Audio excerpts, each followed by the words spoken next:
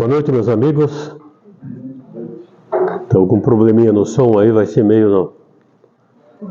Tá bom? Tá dando para ouvir.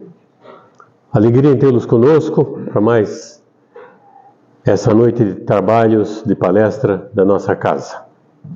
Como de hábito, vamos iniciar agradecendo ao Mestre Jesus, que pela sua misericórdia nos permite aqui estarmos mais uma vez, nesse ambiente de paz, de amor e de fraternidade, em que, unidos pelo mesmo ideal, buscamos o plano espiritual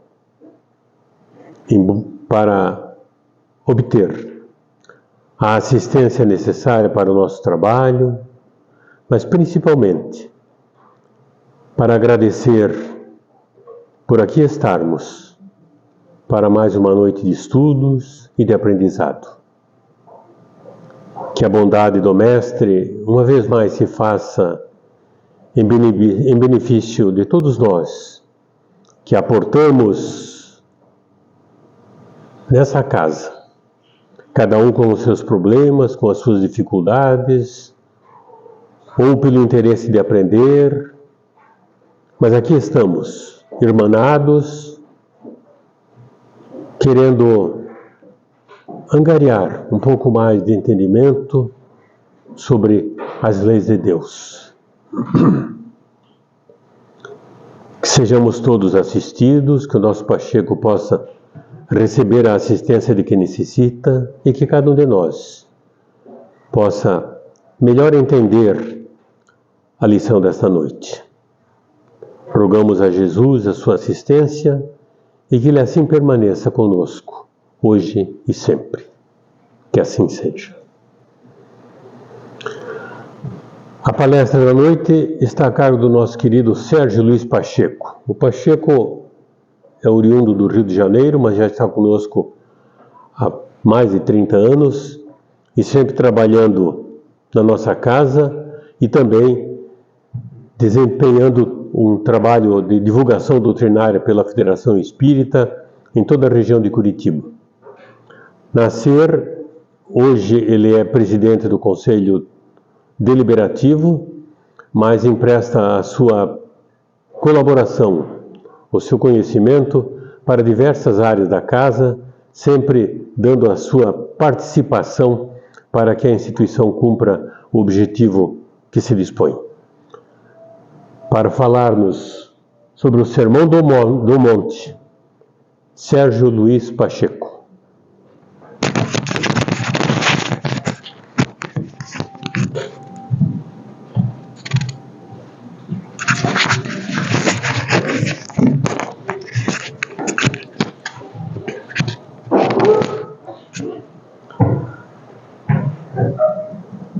Muito boa noite a todos. Eu não sei se nós estamos com problema de som hoje.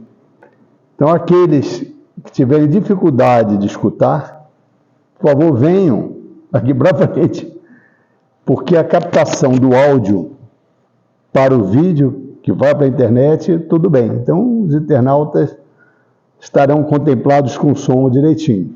Pelo menos espero eu, né?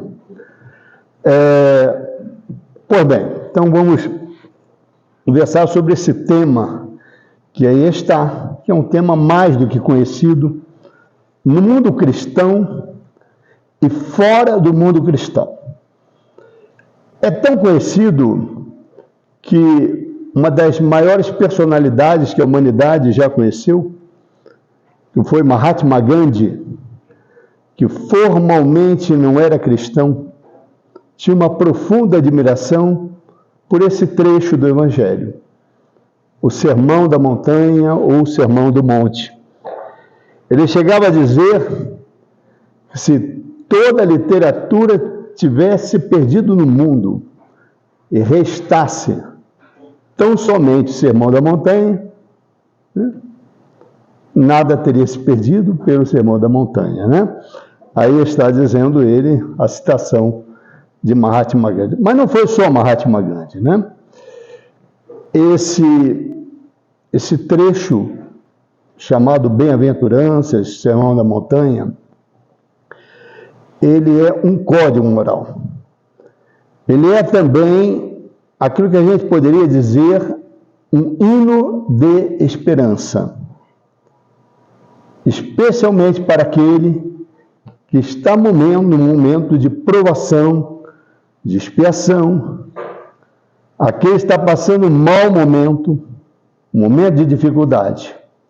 Mas também é um convite para uma conduta moralmente ajustada e uma promessa, né? A promessa de se tornar aquilo a que o próprio Jesus se referiu como bem-aventurado, tá? E o que é bem-aventurado? Vamos prestar atenção, como diz o dicionário, o que o termo nos sugere. Aventurança, lá no dicionário, significa aventura, sorte, destino, fado. Bem-aventurança é, portanto, uma boa aventurança, uma boa sorte, um bom destino, um bom final, né? Uma boa conquista. Poderíamos emprestar outros significados. E na nossa trajetória moral evolutiva, todos nós chegaremos na condição de bem-aventurados. Esse é o nosso destino. Vai depender de nós chegarmos antes ou não.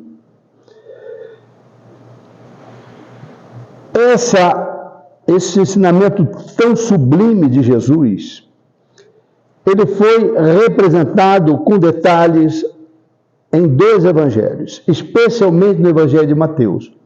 Porque o evangelho outro que cita, que é o Evangelho de Lucas, ele não é citado em detalhes, apenas a primeira e a última bem-aventurança.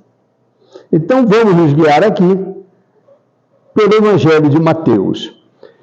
Eu até coloquei uma tabelinha aqui para que a gente possa ver todas as bem-aventuranças aí, ó. São ao todo 9 bem-aventuranças, da primeira ao 9. E reparem que lá em Lucas, está em Mateus capítulo 5, e em Lucas capítulo 6 só aparece a primeira e a última. E eu fico imaginando esse ensinamento desse tão nobre, tão importante. Por que não foi registrado por Marcos e por João?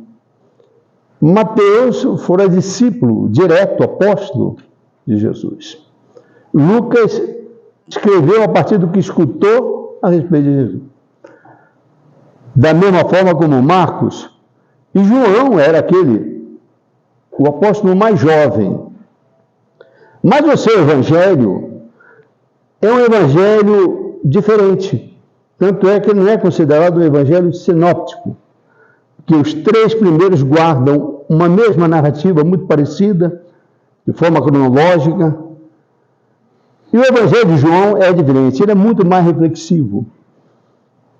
Mas a gente fica aqui pensando por que João não poderia ter também registrado, mas não registrou. O que não diminui esses ensinamentos tão sublimes. Talvez até não estivesse junto com os demais discípulos naquele momento, não sei. Mas como é que Allan Kardec, esse extraordinário espírito que nos legou a doutrina espírita, ele tratou dessa questão? Allan Kardec, com a sua capacidade de ser professor por excelência, sempre teve uma preocupação muito didática. Ele resolve pegar essas bem-aventuranças e reunir as bem-aventuranças e tratar todas elas de forma agrupadas para o melhor aprendizado. E é interessante também que Allan Kardec disponibiliza nada mais, nada menos do que 5 capítulos da obra O Evangelho segundo o Espiritismo. São 5 capítulos. Eu me lembro quando nós tivemos a oportunidade de fazer uma reflexão a respeito da questão da beneficência. A beneficência foi tratado num capítulo com 7 mensagens. O não saiba a vossa mão esquerda o que dê a vossa mão direita. E chamamos a atenção para esse tema, que Kardec reserva 7 mensagens sobre o tema. Aqui ele vai e dedica 5 capítulos. E apenas o último, a última bem-aventurança, ele não vai dedicar em capítulo, mas vai trabalhar isso daí no último capítulo do Evangelho segundo o Espiritismo.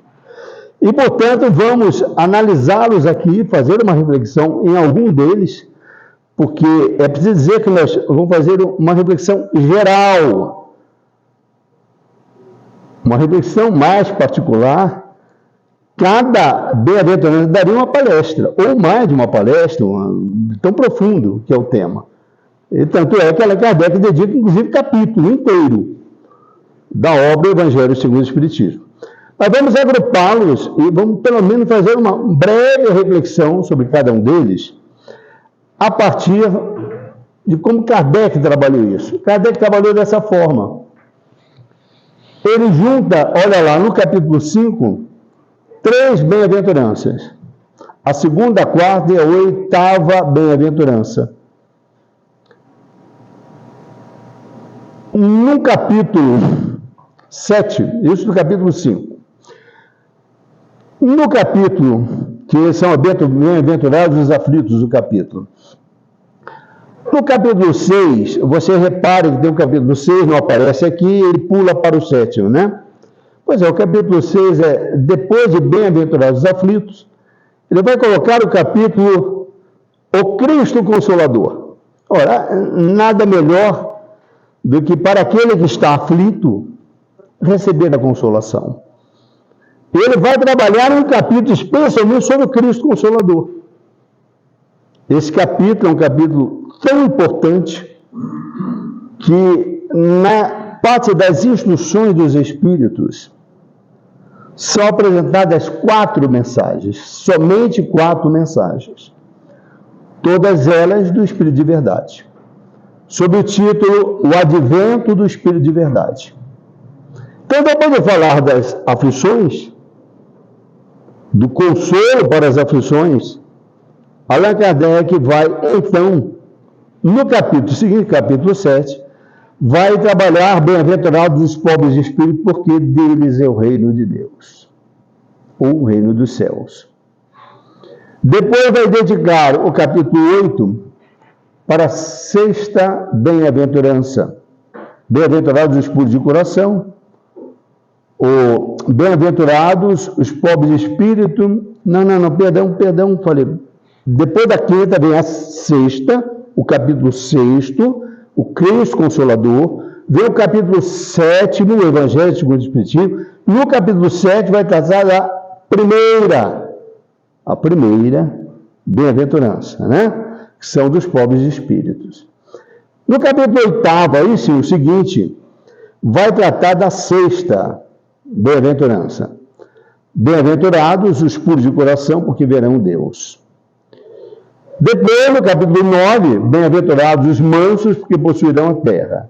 E também no capítulo 9 vai agrupar a outra bem-aventurança, bem-aventurados os pacíficos, porque serão chamados filhos de Deus. Vai dedicar o capítulo bem-aventurado os misericordiosos para a 5ª bem-aventurança. E a 9ª bem-aventurança, que é aquela que eu citei, que ele não tratou como capítulo, ele vai tratar lá no último capítulo, coletânea de preces espíritas. E ele vai exatamente fazer um preâmbulo e apresentar um modelo, para que a gente entenda como é que a gente deve orar para aqueles que nos perseguem.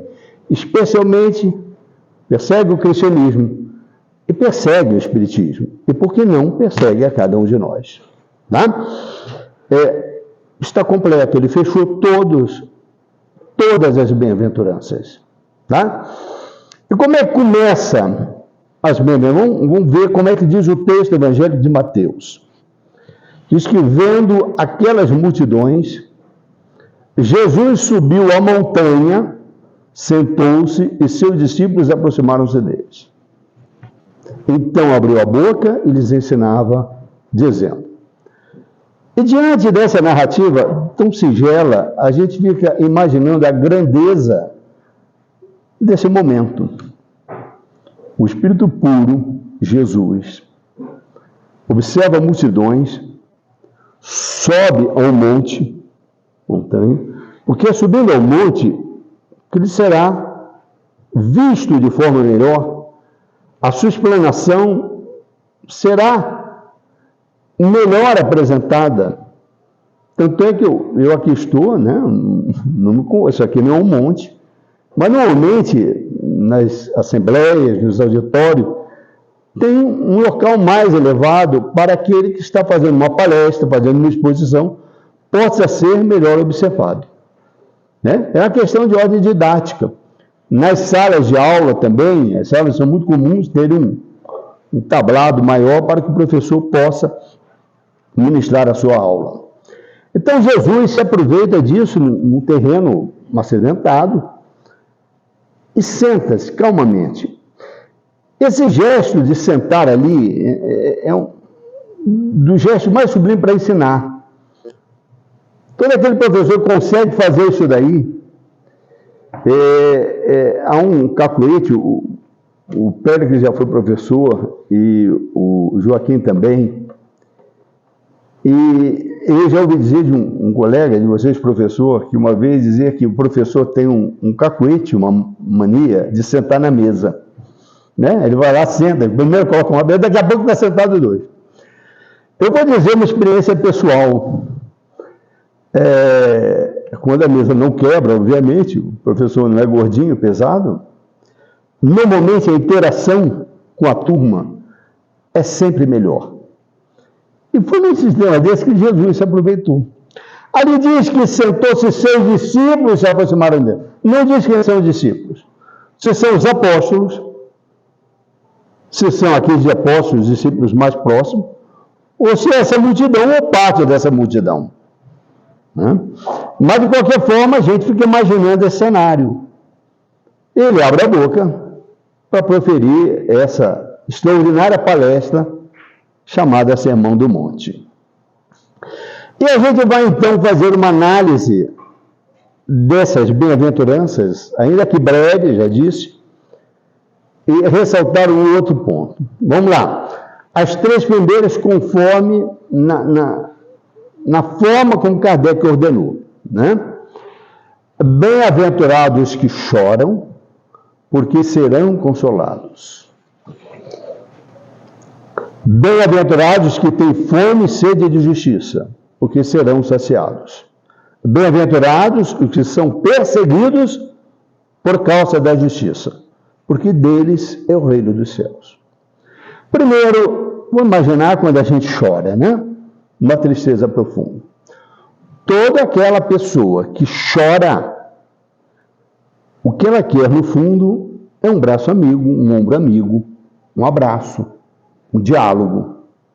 Ela quer um carinho, né? Ela quer um colo, como a gente diz. A gente quer o consolo. Então ele já diz, olha, você está chorando, você está triste. Ele está dizendo, isso passará, porque você será consolado. Fica tranquilo. Você não está abandonado. Você não está simplesmente colocado à deriva. Quando diz, bem-aventurados têm fome e sede de justiça, porque serão saciados, que justiça é essa? Quem de nós não presenciou viver uma injustiça? Aliás, eu tenho uma companheira que fez a carreira dela como promotora, e ela costumava dizer que era muito difícil no meio jurídico a gente definir justiça. Que era muito mais fácil a gente definir uma injustiça e a gente entender o conceito de justiça do que querer definir a justiça. Portanto, a nossa justiça é uma justiça que pode ser configurada das mais diversas formas. Primeiro, o que a gente entende como justiça. E o que a gente vai entender como justiça vai estar de acordo com o nosso progresso moral. Quanto mais egoísta é o ser humano, o Conselho de Justiça vai ser extremamente particular aos seus interesses. Todas as vezes que ele se sentir contrariado de alguma forma, ele vai achar que é uma situação de injustiça. As nossas expectativas com justiça também estão de acordo com o nosso progresso moral. Quando a gente começa a entender o que é uma justiça maior, que não é a justiça dos homens, que varia de acordo com o progresso moral da civilização, então a nossa justiça de hoje, normativa, no ordenamento jurídico, ela é muito superior a, por exemplo, a 2000 anos atrás, quando a gente tinha institutos jurídicos na época de Jesus. E olha que o Império Romano legou o chamado direito romano, né?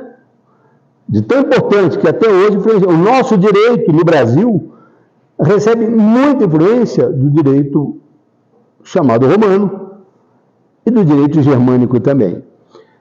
Mas há um progresso sempre evolutivo com a percepção da própria justiça no ordenamento jurídico. E quando a gente vai sair do campo, simplesmente, né, da humanidade, da civilização, ele vai para uma outra justiça, que é uma justiça perfeita, que é a justiça divina, as nossas expectativas devem sofrer alterações. Se não sofrem alterações, é porque ainda estamos extremamente materializados. Nós costumamos ver as injustiças e achar que aquilo não tem jeito. Não tem jeito. Aquele que produz um crime, seja ele qual for, vocês tenham a certeza de que eles serão punidos por esse crime. Se não for pela justiça dos homens, será pela justiça divina. Isso é da lei. Não há como escapar. A gente, às vezes, comete os nossos equívocos bárbaros, nós conseguimos até assassinar pessoas no campo das ideias. E às vezes não somos capazes de assassinar, então, ainda bem, felizmente. Mas esses sentimentos só são possíveis ser analisados sob uma perspectiva de justiça divina.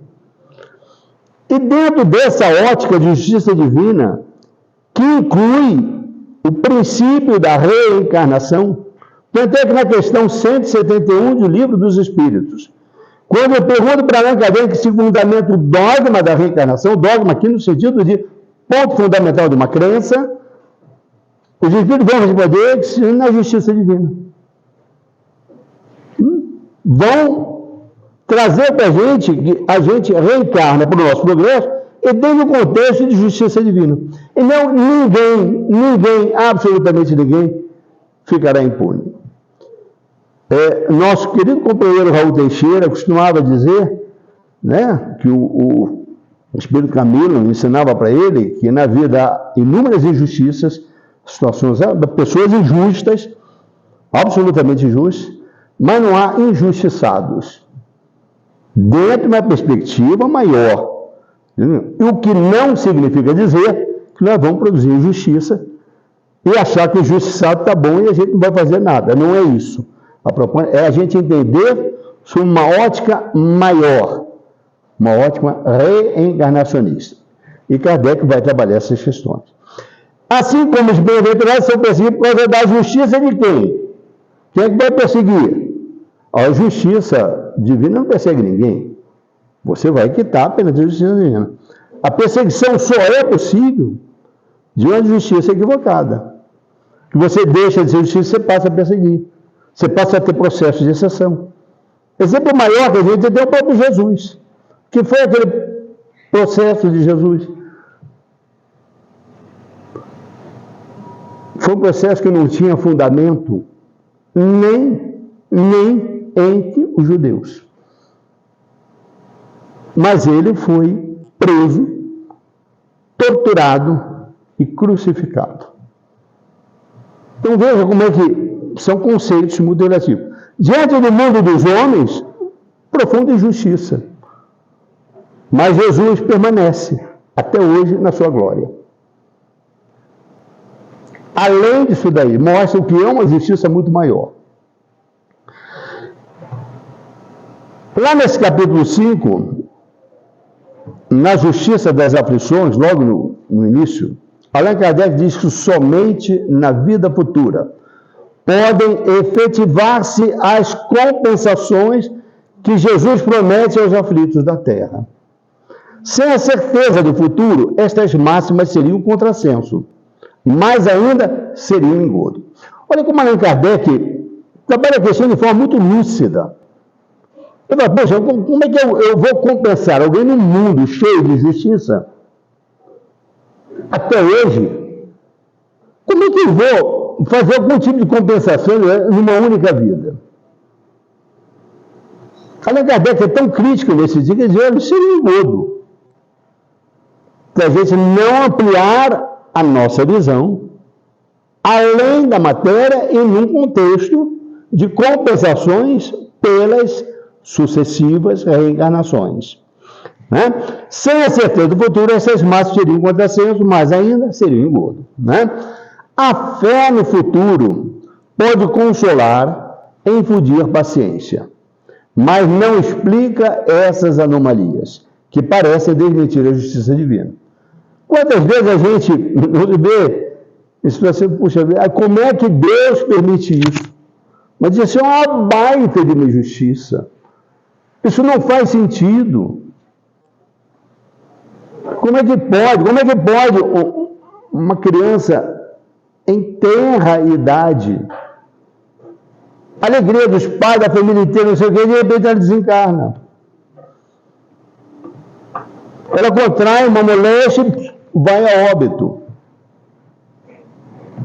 Como é que a gente pode perceber a justiça se a gente não ampliar o nosso conhecimento, nossa noção, nossa percepção de justiça? Entretanto, desde que admita a existência de Deus, ninguém o pode conceber seu infinito das perfeições. Ele necessariamente tem todo o poder, toda a justiça, toda a bondade, sem o que não seria Deus. Isso é o pressuposto. Se é soberanamente bom e justo, não pode agir caprichosamente, nem com parcialidade. Aliás, o que se diz daquele que julga no julgamento é questão básica processual, é a imparcialidade. Logo, as vicissitudes da vida derivam de uma causa, depois que Deus é justo, justa há de ser essa causa. Essa é a premissa. Bem-aventurados os aflitos pode então traduzir-se assim: bem-aventurados que têm ocasião de provar sua fé, sua firmeza, sua perseverança e a sua submissão à vontade de Deus, porque terão centuplicada alegria que lhes falta na terra, porque depois do labor virá o repouso. Aí fecha o ciclo do entendimento. Não é uma vaga esperança, é a partir da esperança que é alimentada por uma fé raciocinada com essas premissas muito básicas. Tanto é que Paulo de Tarso, na segunda carta aos Coríntios, apresenta para nós 3 grandes virtudes, as chamadas virtudes teologais: a fé, a esperança e a caridade. A fé alimenta a esperança. A fé nos traz a certeza, especialmente aquela fé raciocinada que a doutrina espírita nos convida a viver. A fé verdadeira, a fé que remove montanhas. Ela vai nos proporcionar as esperanças reais daquele que espera, com a certeza de que virá. Agora, vai permanecer esperando se não traduzir a sua esperança em ações profundas de amor no campo da caridade. Daí, a caridade como a terceira virtude. Portanto, essa esperança, inclusive de consolo, é alimentada por essa fé, esse entendimento da grandeza de Deus e de sua justiça perfeita. Vamos então a outra bem-aventurança, que está tratada no capítulo 7 agora, lembrando que ele, capítulo 5 e 6, tem o 6, que eu já falei aqui, o Cristo Consolador. Bem-aventurados os pobres de espírito, porque deles é o reino dos céus. Vamos ver o que é pobre de espírito, vamos lembrar. E o que a gente entende que seja reino dos céus ou reino de Deus. Reino dos céus é pregado muito mais por Mateus, e os demais evangelistas gostam de usar reino de Deus, né? Os judeus tinham muita dificuldade de proferir o nome de Deus, né? O conceito de achava que o nome de Deus não podia ser pronunciado em vão e tudo mais. Então Mateus tem um evangelho muito escrito para os judeus, ele usa mais reino dos céus. Os demais evangelistas usam reino de Deus. É a mesma coisa. E que não está em lugar nenhum, né? O reino de Deus se conquista interiormente, né? Pelo progresso moral da criatura. Alguém pode ser pobre de espírito? Eu na vida material, posso ser pobre. Eu não posso ter um tostão furado no bolso. Eu não posso ter um teto. Eu posso não ter o que comer. E tem gente assim. Mas não são pobres da terra que ele se refere. A pobres de espírito. Ora, o espírito não faz sentido dinheiro, riquezas materiais. A riqueza do espírito é riqueza moral. Então, como é que pode? Então, um pobre de espírito? Não. Também não é isso. É uma linguagem figurada. Para dizer que pobres de espírito são aqueles espíritos que se comportam de forma simples. Aqueles que não aceitam de forma nenhuma ser orgulhosos. Esses são os simples. Jesus ali se referia que aqueles que pretendem entrar no reino dos céus não podem adentrar o reino dos céus com soberba, com orgulho. É incompatível. Por pobres de espírito, aí Allan Kardec chega a definir, logo no início do capítulo, o que se deve entender de pobres de espíritos. Jesus não entende os baldos de inteligência, aqueles que têm uma inteligência muito fraca, muito débil, mas os humildes, tanto que diz ser para estes o reino dos céus e não para os orgulhosos. Os humildes. A humildade é o contraponto do orgulho. Quanto mais orgulhosa é uma pessoa, mais ela precisa trabalhar o seu orgulho e a sua humildade. Ontem, no grupo de estudo, nós temos um companheiro nosso, o Celso, que ele trouxe a origem da palavra humildade, que é o mesmo do humus, vem do humus, no grego, e que é o mesmo da terra, que é extremamente simbólico, né? Que é na terra que a gente pisa. É tipo assim, ó, pé no chão. Pé no chão. Muitas vezes já não ouviu esse dizer popular, pé no chão, calça as sandálias da humildade, vai devagar, não espere muita coisa, vai fazendo a tua parte, né? O time dispara no campeonato, como o meu Botafogo, por exemplo. Aí os jogadores são entrevistados. É o que os jogadores falam? Não. Tem muito campeonato, pé no chão, humildade, não é assim? Se é verdadeiro, eu não sei, mas tem que ser assim. Para nós, inclusive. Até que a gente tem que ser pessimista. A gente tem que destruir a nossa autoestima por conta disso. Não. É ter o pé no chão. Não se livre, porque o egoísmo e o orgulho, os espíritos são os maiores males. Origem de todos, 100% dos males que a gente tem. É o que impede o nosso progresso moral. Bem-aventurados os que os puros de coração, porque verão a Deus. Olha aí, os puros de coração. Quem são os puros de coração? Aqui está a pureza.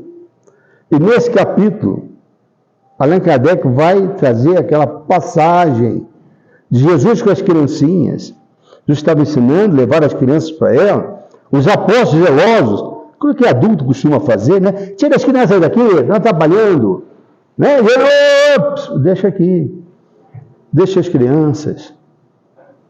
O reino dos céus, dos Deus, se assemelha a essas crianças. Porque elas trazem a pureza. Ah, mas elas, à luz da reencarnação, aquela criança que tem ali pode ser um cão chupando manga, né? A gente poderia dizer isso. Mas tem um processo de esquecimento, misericórdia divina. Enquanto ela está ali, ele é um anjinho. Se não for bem educada, vai reviver o que sempre foi, mas se for bem educada, aquela mensagem extraordinária, no capítulo 14 do Evangelho segundo o Espiritismo, ingratidão de filhos e laços de família, Santo Agostinho é extraordinário. E falar a importância da educação dos filhos. E a gente vai lembrar uma outra passagem, que é uma passagem agora em Marcos, que diz assim, ó, em verdade vos digo, quem não receber o reino de Deus, que era a passagem que a gente estava conversando agora, como uma criança, de maneira nenhuma entrará nele. E então, tomando os braços, impondo-lhe as mãos, as abençoava, né? A criançada toda foi abençoada e tomou passe por Jesus, né? Que coisa maravilhosa. A pureza do coração, diz Allan Kardec, é inseparável da simplicidade e da humildade. Exclui toda ideia de egoísmo e de orgulho. Por isso é que Jesus toma a infância como emblema dessa pureza, do mesmo modo que a tomou como a da humildade. Então ele usa a criança para dizer isso. Porque exclui a ideia de egoísmo e de orgulho, que são as mazelas sacanistas, que eu sempre falo que é a dupla do barulho, porque impedem mesmo todos os nossos males. Todos nós devemos ter lá um fundo, para que cada um perceba, observe. Daí é tão importante autoconhecimento, né? Como propôs Sócrates lá na antiguidade. Bem, bem-aventurados os mansos, porque possuirão a terra. Bem-aventurados os pacíficos, porque serão chamados filhos de Deus. Mansidão, mansuetude, né? É a proposta daquele que não quer a guerra, aquele que não quer, de forma nenhuma, a discussão que não leva a lugar nenhum, aquele que não quer trocar qualquer tipo de vibração de ódio, de mal-querer. Esse é o pacífico. É aquele que se propõe de fato a paz. Não é paz de boca. A gente já teve a oportunidade de fazer reflexões aqui sobre a paz. Não é a paz de boca que é muito fácil dizer. É viver a paz. Queres a paz? Começa pacificando o teu coração. Começa aprendendo a ser uma pessoa de fato pacífica. Que alguém que não é pacífico, impossível ser filho de Deus. Filho de Deus porque é criatura de Deus, mas o filho de Deus, da forma aqui simbólica proposta, é alguém que de fato é pacífico. E por essas máximas, Jesus faz da brandura, da moderação, da mansuetude, da afabilidade, da paciência uma lei. Condena, por conseguinte, a violência, a cólera, e até a expressão, toda expressão descortês, de que alguém possa usar para com seus semelhantes. Até a expressão descortês. Um mal educado, aquele que dá um passa fora, aquele que é impaciente, aquele que não tolera a sua opinião divergente, Tudo isso são faces que impedem essa mansidão, essa brandura. Não é ser tolo, não é ser um cara meramente passivo, ingênuo, não é isso. É não ter um pé atrás com o outro, é não estar sempre armado, é ter sempre uma posição de diálogo, é estar disposto a perdoar sempre. Tanto é que Jesus falou 70 vezes 7 vezes. Sempre. Apesar dos equívocos dos outros. Portanto, eu achei interessante essa análise, até a forma descortês. Aquele mau humor, às vezes, renitente.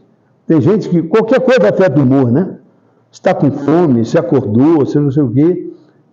É um momento de educar isso daí. Porque não combina para que a gente seja filho de Deus. Né? Filho de Deus simbolicamente.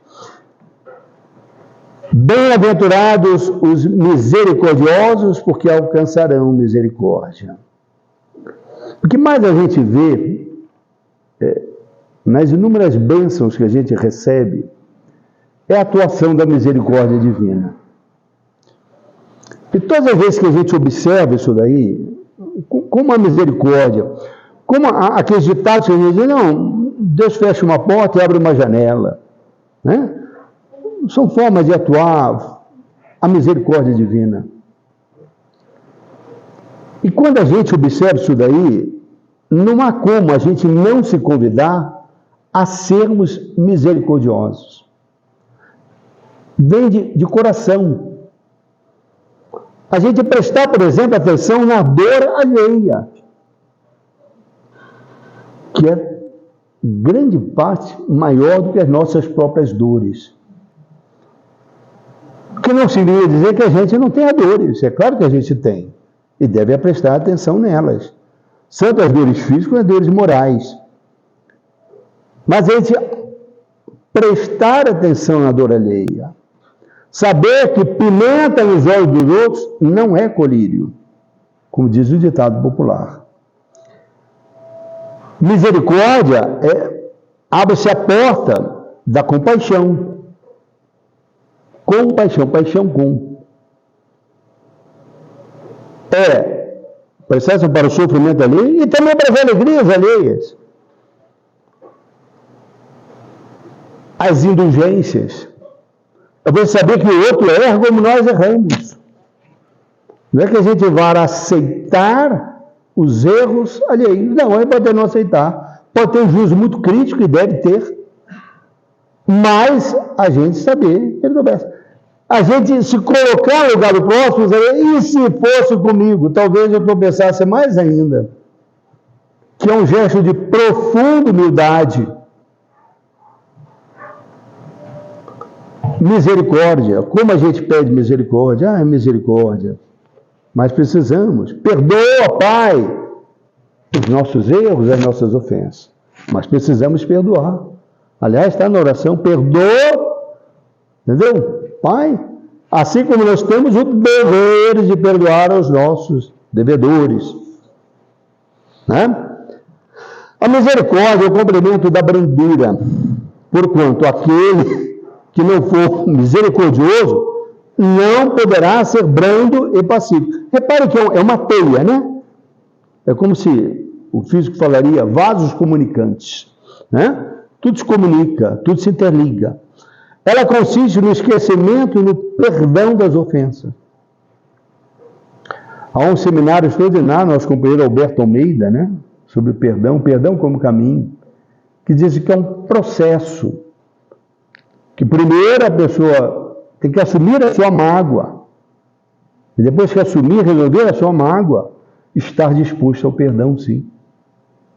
Não é concordar, mas é um perdonare, é dar um caminho, perdonare, vem do latim. E a última bem-aventurança, que é bem-aventurados sereis, quando vos caluniarem, quando vos perseguirem e disserem falsamente todo mal contra vós, por causa de mim.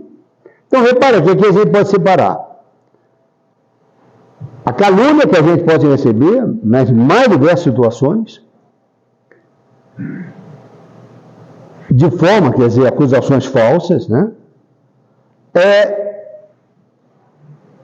Aquelas que são decorrentes da nossa firme crença nas propostas de Jesus, onde a gente é obrigado a transformar a nossa existência numa existência de lutas, de conquistas, de transformação moral, que vai exigir sacrifícios, embates, a chamada boa luta, o bom combate, como lembrou Paulo de Tarso. Esse sim é o bom combate, mas com paz no coração, sob uma proposta de amor e com determinação. E que é chegar o momento que nós vamos precisar dar o testemunho, porque eu vou dizer, puxa vida, mas se na vida você é assim, mas tu és cristão? Tu és espírita? E a gente vai ter que dar conta disso. Que as nossas vão assim. Tanto é que lá, no último capítulo, o modelo de prece chega a pedir, especificamente aqueles que nos atrapalham, colocam todos os obstáculos, especialmente o surgimento da doutrina espírita, que perseguem. Há perseguição religiosa ainda hoje, infelizmente. Não talvez como outrora, mas ainda há. E há também perseguição de religiosos, aqueles que não são religiosos. Isso a gente tem que prestar atenção, porque também é incompatível. Não é a proposta. E olha o que Allan Kardec diz nesse preâmbulo, quando ele apresenta aos espíritas: não vos aflijais com os golpes que vos desfiram, pois eles provam que estáis com a verdade. Se assim não fosse, deixar-vos-iam tranquilos e não vos procurariam ferir.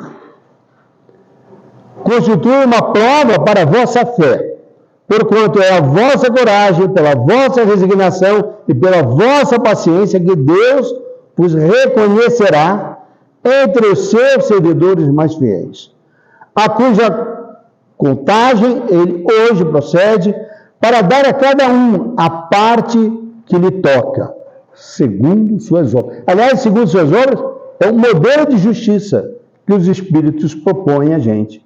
É segundo suas obras. Observe que é um teste para a nossa fé. Fé, esperança e caridade. Que fé é essa que não consegue sequer receber esses embates? Na vida, ou daqueles que se colocam em oposição para conosco. Portanto, é preciso observar essas questões no nosso dia a dia, e quando nós somos chamados a testemunhar aquilo que temos aprendido. A gente às vezes sai da casa espírita, parece aqui que são todos santos, maravilhosos. Aí a vez saiu daqui, tomou uma fechada ali, aí de repente esqueceu tudo. Uma fechada, que dirá outras coisas muito maiores do que isso. Tá? A exemplo dos primeiros cristãos, continua Allan Kardec: carregai com altivez a vossa cruz. Crede na palavra do Cristo, que disse: bem-aventurados os que sofrem perseguição por amor da justiça, que deles é o reino dos céus, que aliás é uma das bem-aventuranças. Não tem mais os que matam o corpo, mas os que não podem matar a alma. Quer dizer, a pior coisa que tem é a gente, o cara é um assassino, claro. Né? Ele quer preservar a nossa vida. O cúmulo da violência é você tirar um bem jurídico maior, que é a vida. E aqui não tem mais. Não tem mais. Porque eles não conseguem matar ninguém. É isso que ele está dizendo aqui. Vamos lembrar disso daí. Que mesmo diante de uma violência muito maior, que a gente pode esperar, não mata ninguém. Porque o espírito sobrevive. Mesmo diante dessa dor. Ele não está dizendo que isso é pouca coisa, não. Ele também disse: amai os vossos inimigos, fazei bem aos que vos fazem mal, orai pelos que vos perseguem. Olha o que vos perseguem aqui. Mostrai que sois os verdadeiros discípulos e que a vossa doutrina é boa. fazendo o que ele disse e fez. Olha só, fazendo o que ele disse e fez. Ele fez. Aí você vai dizer, mas é o Espírito puro. E nós não somos, mas ele vai tentando. A gente vai tentando. E ele não pode dizer, não, isso daí é muito difícil. E tem gente que às vezes faz isso, arruma justificativa para os seus próprios insucessos, não quer tentar. Né? E o último versículo dessa, que não é uma bem-aventurança, é o último versículo, versículo 12 de Mateus, do capítulo 5, alegrai-vos e exultai, porque será grande, olha a promessa, a recompensa nos céus, pois assim perseguiram os profetas que vieram antes de vós. Num complemento até a última bem-aventurança, né? Lá no livro A Voz do Monte, no último capítulo, que é um livro de Richard Simonetti, que eu recomendo a todos, que não tem, pode ver se tem na biblioteca, aqui na livraria, pode encomendar ou até comprar na forma digital e tudo mais. A grande dificuldade quando se trata do Evangelho é deixar o terreno acanhado da teoria e entrar realmente na seara do Senhor com observância de suas recomendações. É o desafio. Colocar e viver o que Jesus nos ensinou.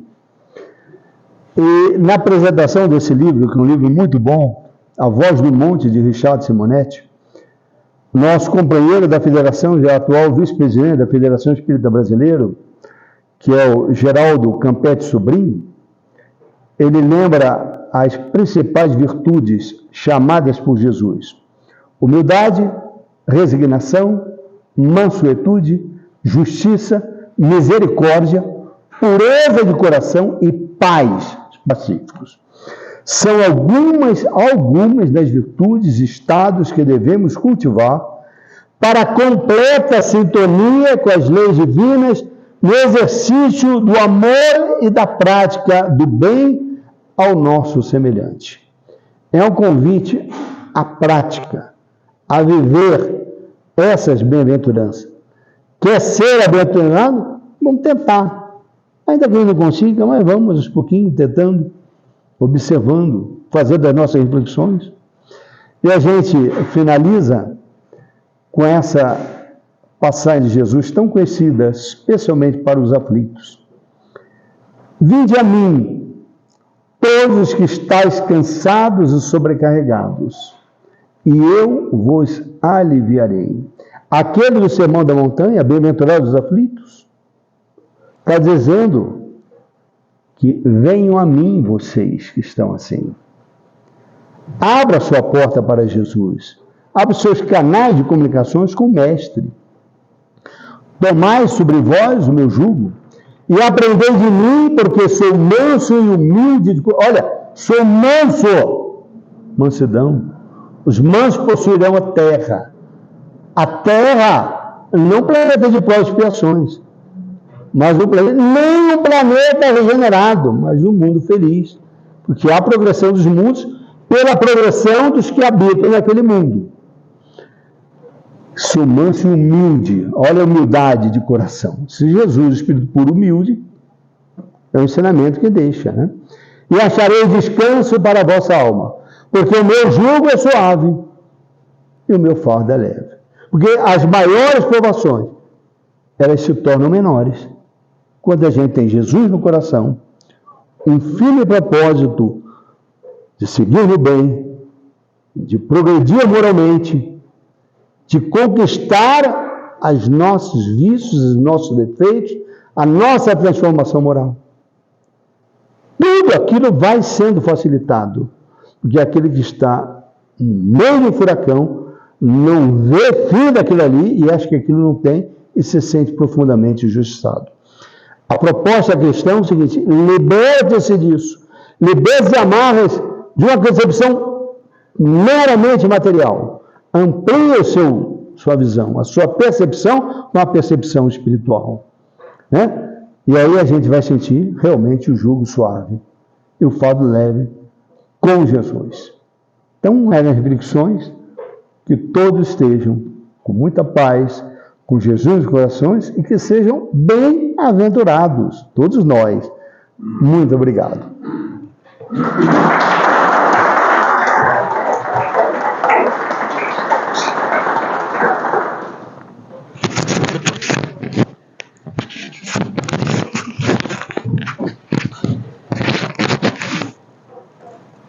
O nosso agradecimento ao Pacheco pelo seu trabalho, pela reflexão que nos trouxe. E de fato, conforme ele começou a palestra citando Mahatma Gandhi, o Sermão da Montanha é uma absoluta síntese da doutrina cristã. Se nós buscarmos lembrar quantas virtudes o Pacheco mencionou hoje no seu trabalho, né? Então, é uma síntese absoluta de toda a doutrina que Jesus nos trouxe. A gente, se não for alertado por uma autoridade como Gandhi, a gente não se apercebe da importância e da grandeza desse trabalho, desse aspecto da vida de Jesus em nosso favor. Vamos encerrar a primeira parte das nossas atividades pela prece, em seguida passaremos aos passes, pedindo que todos aguardem sentados, que todos serão chamados para tomar o passe. Querido Mestre Jesus, felizes, com o coração pleno de alegria pela palestra da noite, Senhor, pela mensagem que marca cada um de nós, para podermos avaliar as nossas condutas, avaliar intimamente cada um de nós, sobre como procedemos, que estamos fazendo dos recursos que Deus nos propicia para a nossa jornada neste mundo. Que levemos conosco esses ensinamentos tão bem trabalhados, para que corrijamos os nossos erros e fortaleçamos os nossos acertos. A estrada é longa, mas nós temos o direcionamento perfeito que há de nos conduzir a um final feliz, sob a assistência de Jesus e dos amigos espirituais. Agradecemos a todos pela assistência da noite, rogamos que nos conduzam aos nossos lares, rogamos pelos nossos familiares e pedimos a Jesus que permaneça entre nós e em nossos corações, hoje e sempre. Que assim seja, Senhor.